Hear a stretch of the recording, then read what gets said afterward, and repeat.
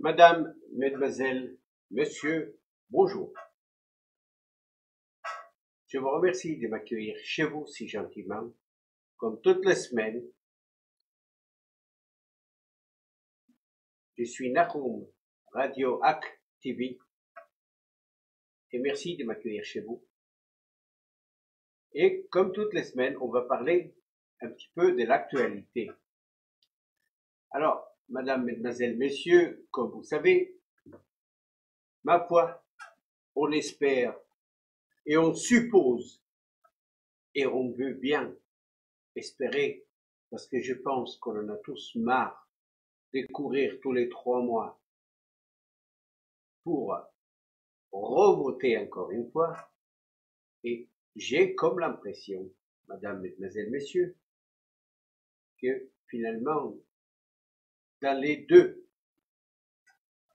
cas brûlants de l'actualité, il y a deux choses, malheureusement, qui commencent à tourner à un petit peu, ou bien dérisoire, ou bien un petit peu maladif.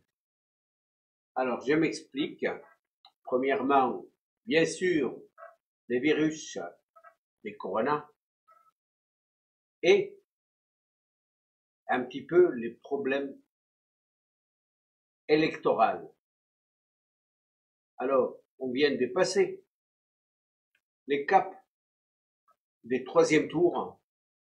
Ça me rappelle un tout petit peu les Tours de France, qu'on faisait des étapes dans toutes les grandes villes de France. Maintenant, ils font en Belgique, en Espagne, etc., etc. Alors, et ça commence à être un petit peu dérangeant et maladif. Alors, on croyait que, après la fin des 3e tours, qu'on a fini, et on va vers montage d'un gouvernement. Et malheureusement, aujourd'hui, on se rend compte que ça sera pas possible. Encore une fois, moi, je suppose que si on n'arrivera pas avant la fin de terminer définitivement le comptage des votes, si on n'arrive pas à se mettre d'accord, que ce soit le gouvernement actuel avec sa coalition ou un autre gouvernement avec une autre coalition, de pouvoir éventuellement monter quelque chose de convenable, alors on aura de graves problèmes, car on est en train de nous diriger vers un quatrième tour d'élection, et on n'aura pas le choix. Et là, attendons-nous à quelques à quelques centaines de millions ou 1 milliard de shekels de plus qui vont être déversés dans des nouvelles campagnes électorales. Excusez-moi.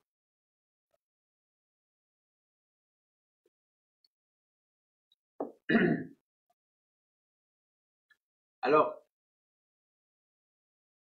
là, on commence à nager dans des problèmes éventuels qui risquent de nous faire tomber dans des situations dramatiques sur le plan économique notre économie va s'effondrer, quoi qu'il arrive, parce que, en espace d'un an, dépasser les 10 milliards de shekels uniquement en élection, c'est impensable, mesdames, mesdemoiselles, messieurs. On pouvait monter déjà un hôpital ou voire 2 hôpitaux en Israël pour sauver la situation de tous les malades qui se trouvent actuellement dans les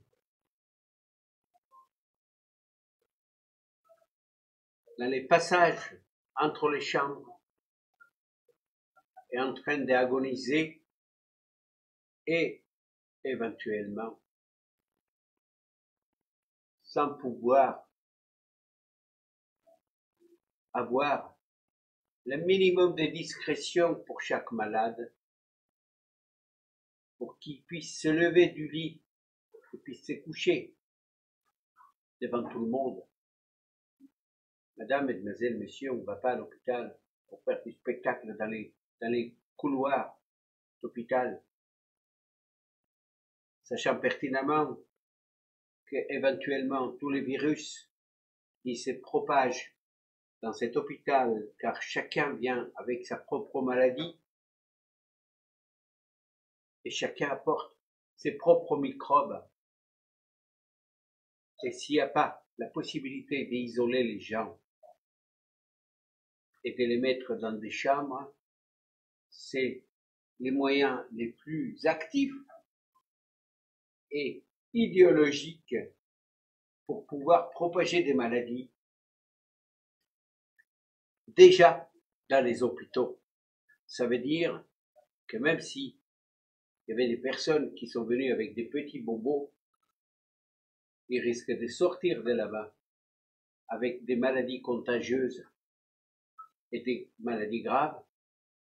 Et à ce moment-là, on leur dira, madame, mesdemoiselles, messieurs, vous rentrez chez vous et vous restez à domicile, car vous avez une maladie infectieuse dangereuse que vous risquez de contaminer les gens dans les hôpitaux.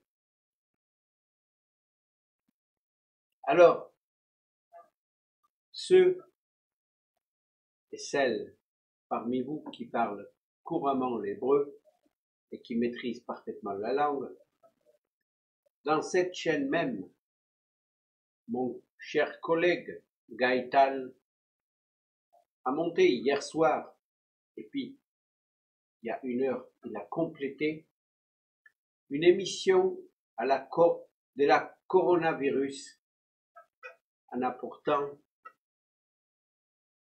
des exemples et éventuellement des choses importantes qui lèvent le voile sur cette maladie. Alors, moi, j'en parlerai pas parce qu'il a parlé suffisamment sur cette maladie, de telle façon qu'il a amené même des preuves du Canada, des États-Unis, de la Chine et éventuellement d'autres pays d'Europe. Sachez que cette maladie a un caractère légèrement bizarre. Souvenez-vous, madame, mesdemoiselles, messieurs, 1 mois ou 2 avant le coronavirus, ils nous ont appelés de toutes les coupatrolim en nous disant « Venez vous faire vacciner contre les maladies qui courent actuellement à l'extérieur, sachant pertinemment que tous les vaccins n'auraient rien fait contre les vaccins de la coronavirus.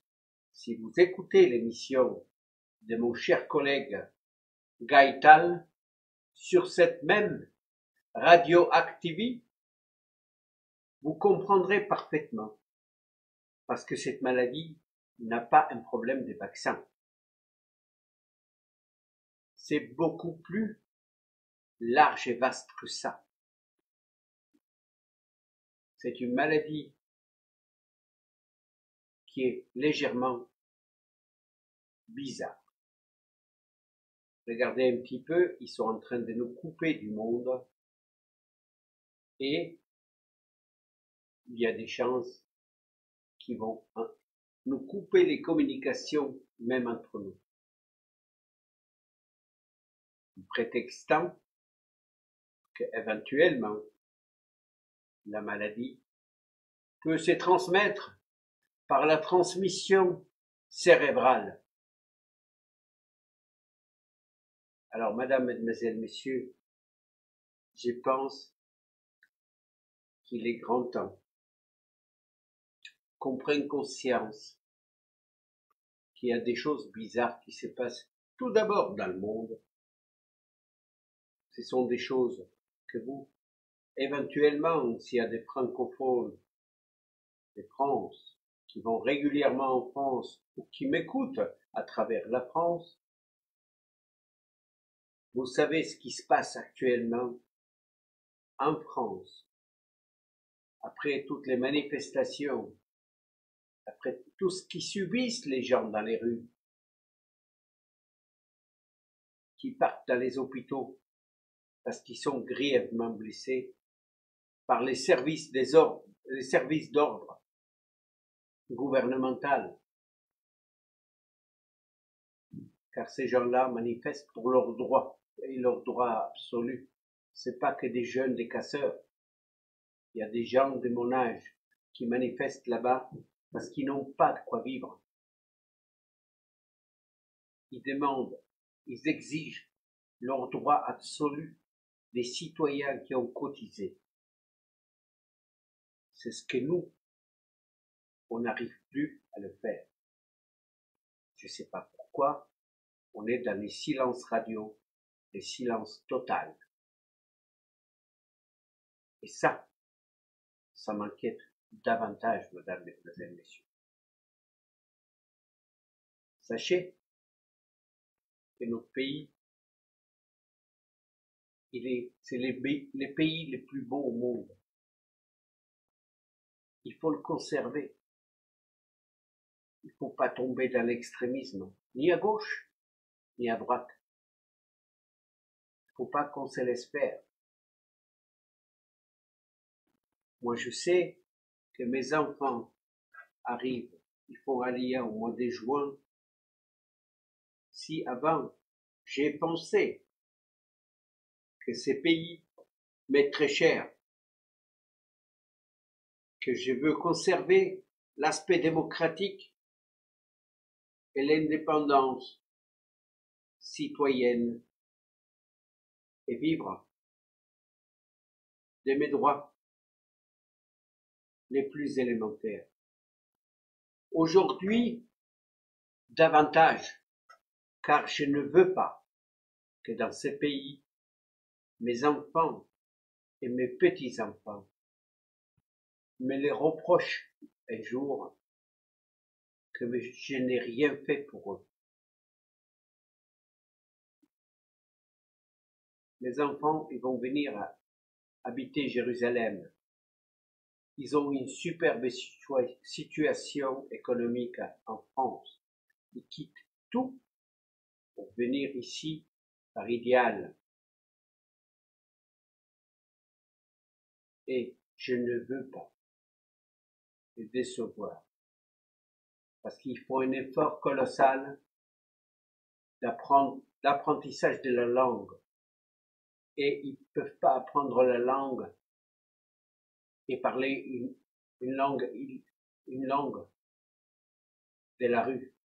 Ils sont obligés tous les deux de parler une langue. La langue hébreu à la perfection, à tous les niveaux, car ils sont tous les deux avocats. Et s'ils veulent exercer ces métiers, il faut savoir manipuler la langue.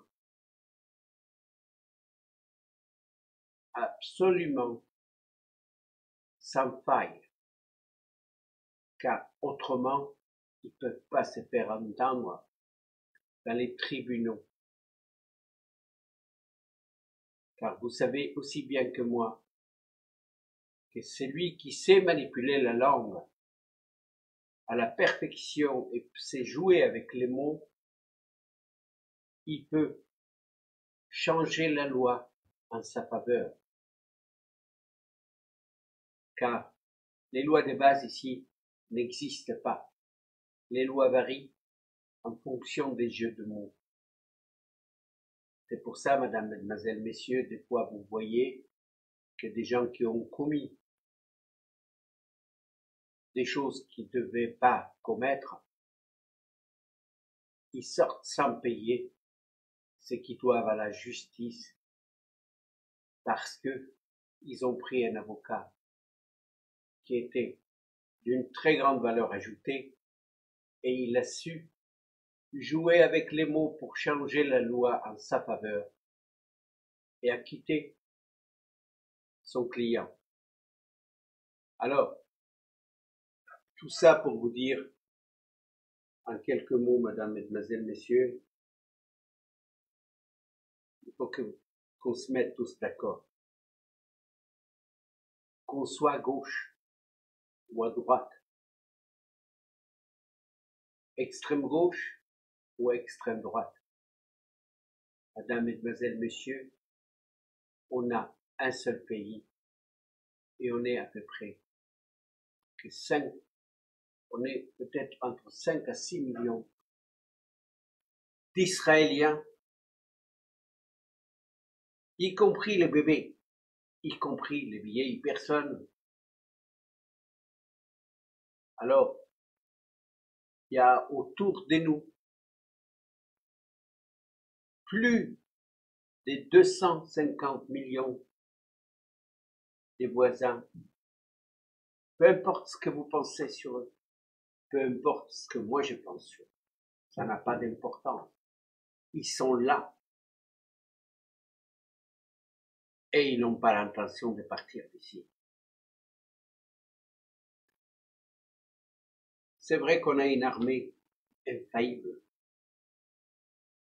C'est vrai qu'on a un armement, peut-être, et encore, je me pose la question, je ne veux pas rentrer dans les détails, mais sachez, réfléchir un tout petit peu, si parmi les 250 millions qui habitent autour de nous,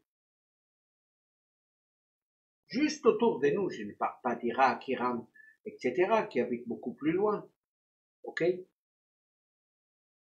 se mettaient à se soulever contre nous, madame, mesdemoiselles, messieurs,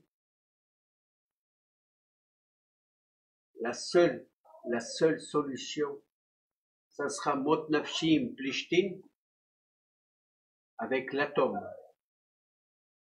exclusivement avec l'atome.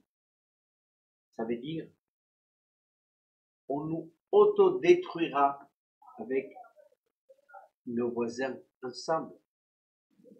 Donc, il ne faut pas rêver, on ne restera pas vivant. Moi, je pense qu'il y a des solutions meilleures d'arriver à une entente collective ou à une entente de voisinage pour faire éventuellement arriver à un cessez-le-feu beaucoup plus long et éventuellement à une paix économique, madame, mesdemoiselles, messieurs. On n'a pas besoin de les embrasser, on n'a pas besoin de les aimer. Eux non plus, ils n'auront pas besoin de nous aimer, parce que ce qui s'est passé ici depuis la création de l'État d'Israël jusqu'ici ne nous permettra jamais de nous aimer. C'est vrai. Mais on peut faire une paix économique, ce qui veut dire qu'il peut nous donner, et nous, de la même manière, la possibilité d'évoluer ensemble. Ce qu'il a dit un jour Anwar el-Sadat à la Knesset, avec Dieu est son âme, Menachem Begin, qui a fait la paix avec l'Égypte. Mais j'ai admiré cet homme, et j'ai beaucoup d'admiration jusqu'à aujourd'hui. Il avait dit à la Knesset, y compris Golda Meir, Dieu et son âme étaient les jours-là. Elle a été invitée à cette cérémonie et il a dit, Madame, Messieurs, vous, les savoirs, nous, les travails et les devoirs, on arrivera à changer le monde, pas uniquement le Proche-Orient, car on deviendra parmi les premières puissances au monde. Et il avait parfaitement raison, ces messieurs. Et à l'époque, ils ont oublié de dire que ces messieurs, lui avec Jamal Abdel Nasser, étaient les deux officiers qui ont travaillé avec Himmler dans le désert. Ils étaient détachés par l'armée égyptienne dans le désert. Ils ont travaillé sous la coupole de la Waffen-SS. Et ces messieurs ont pensé que la paix avec Israël modifiera complètement le paysage économique de l'Égypte. Et il avait raison. Et il avait raison. C'était le contrat qui a été signé avec Henry Kissinger à l'époque aux États-Unis. Et lui, qui voulait avoir la présidence, après Jamal Abdel Nasser, il a été accepté par les États-Unis car il avait signé aux États-Unis de faire la paix avec Israël après une guerre, la guerre des 73. Et à l'époque, Golda Meir a été aux États-Unis. Et elle a accepté et signé de laisser cette guerre se dérouler comme les Américains l'ont exigé. Et après, quand elle avait quitté son gouvernement, elle a écrit un livre, mon dernier regret de la politique, c'est d'avoir laissé les meilleurs enfants de ces pays mourir pour la guerre. Car c'est vrai que la paix est venue, mais très longtemps. Car Menachem Begin, Zichrono Livracha, était déjà au pouvoir. Mais à quoi ça a servi que des grandes personnes comme Menachem Begin ou Shamir ont mis en place des choses fantastiques qu'aujourd'hui on est parti en arrière. On est parti en arrière. À quoi ça sert qu'on se sent menacé aujourd'hui? Que les officiers de l'armée ne peuvent pas quitter Israël, sachant pertinemment qu'ils risquent d'éventuellement être jugés à la Haye parce qu'ils ont commis, soi-disant, des choses qu'il fallait pas commettre pendant leur service. Quoi ça sert tout ça? Si un militaire de carrière haut gradé qui donne son âme, qui donne sa vie au détriment de sa famille et de ses gosses, et ensuite quand il termine son service, il a du mal à quitter le pays parce qu'il a peur de se faire poursuivre au tribunal international des guerres. En réalité, c'est un officier qui a exécuter les ordres des premiers ministres et des ministres de la guerre. Alors, madame, mesdemoiselles, messieurs, c'est vrai que ce sont des choses relativement lourdes à comprendre et à réaliser. Mais ça, c'est à peu près 1 degré de tous les 100 degrés des choses qui se passent dans notre pays. Quand j'ai vécu en France, si j'entendais qu'il y avait des problèmes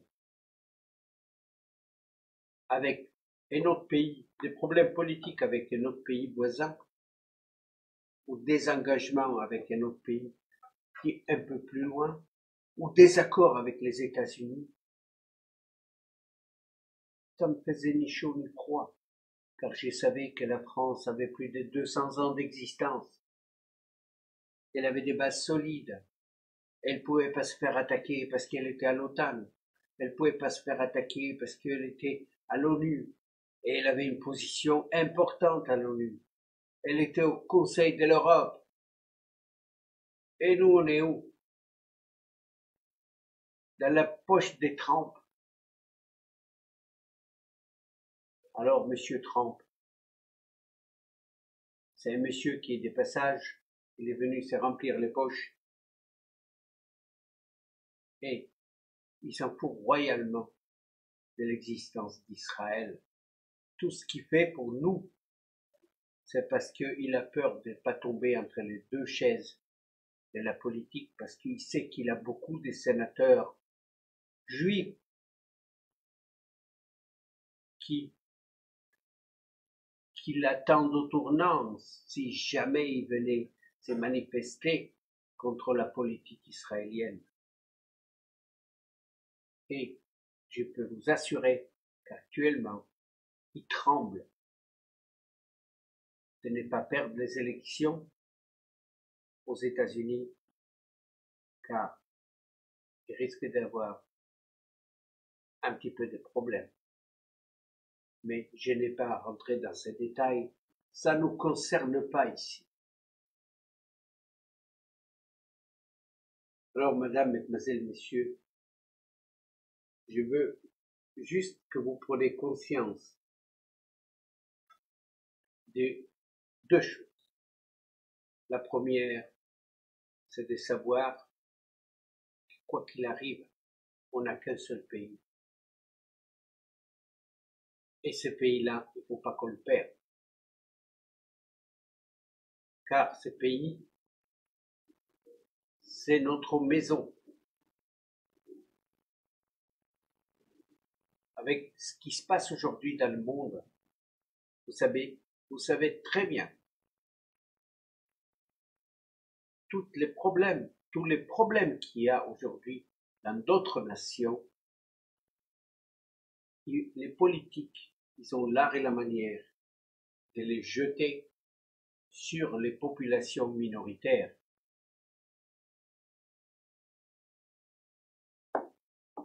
Ça veut dire les Juifs, les Arabes, les Chinois, etc.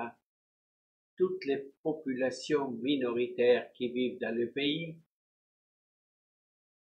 ils subissent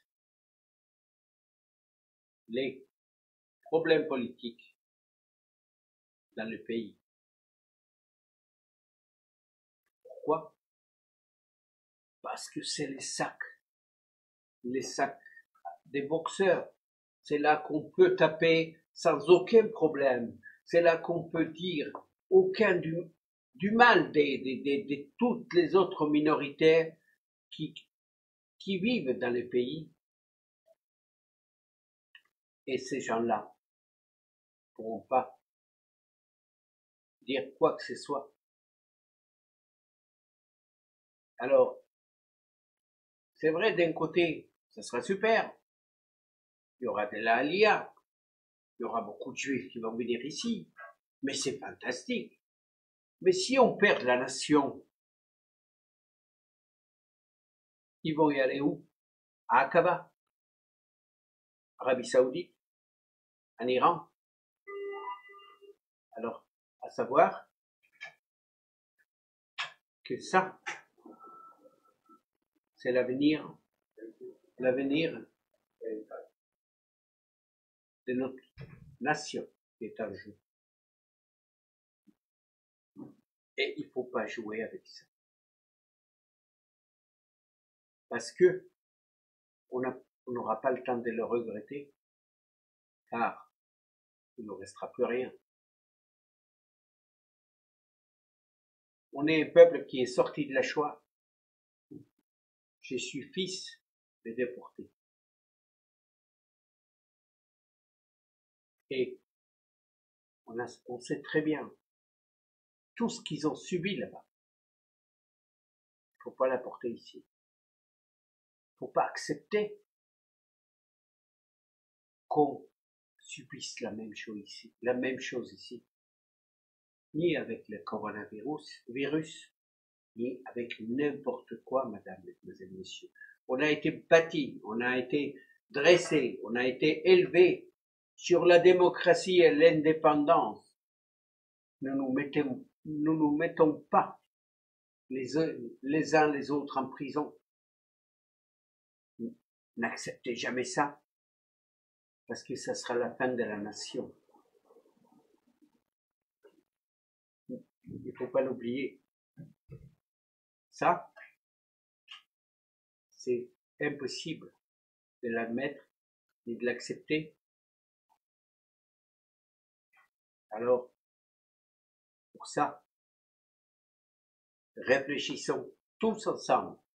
Là, il y aura la deuxième phase des élections pour terminer, pour faire et essayer de monter des coalitions.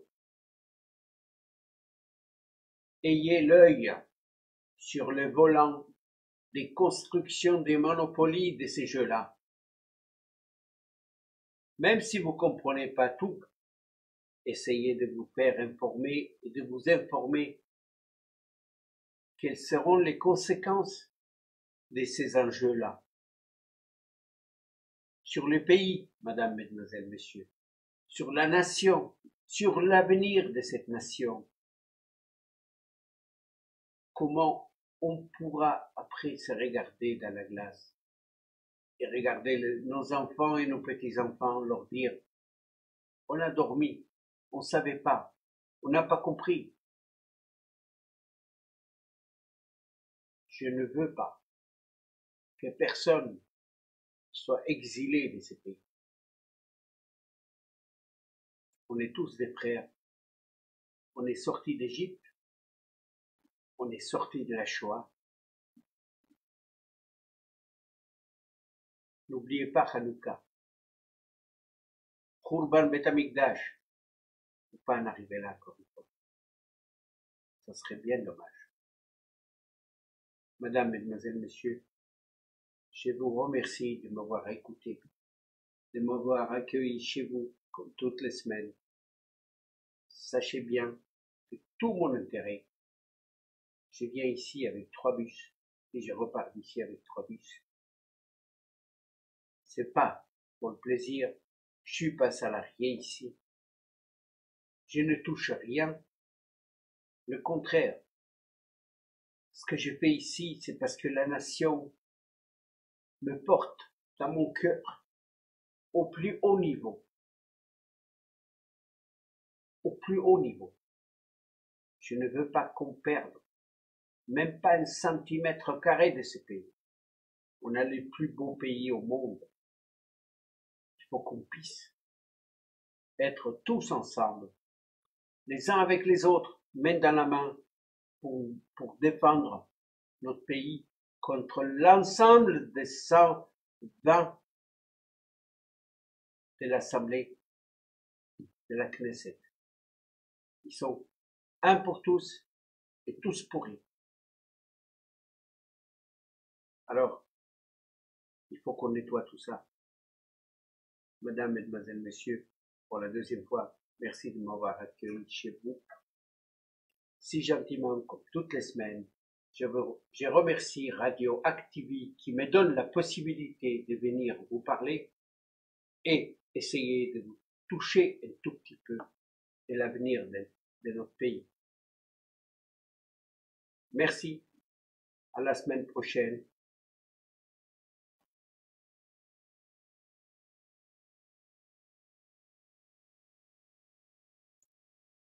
Et à très très bientôt. Au revoir.